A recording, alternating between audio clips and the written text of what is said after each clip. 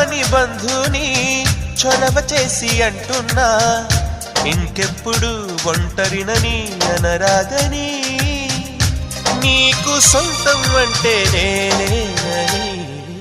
కొమ్మ కొమ్మ విన్నావమ్మ కోయిల వస్తుంది, వస్తూ వస్తూ తనతో వెన్నెల వెలుగులు తెస్తుంది.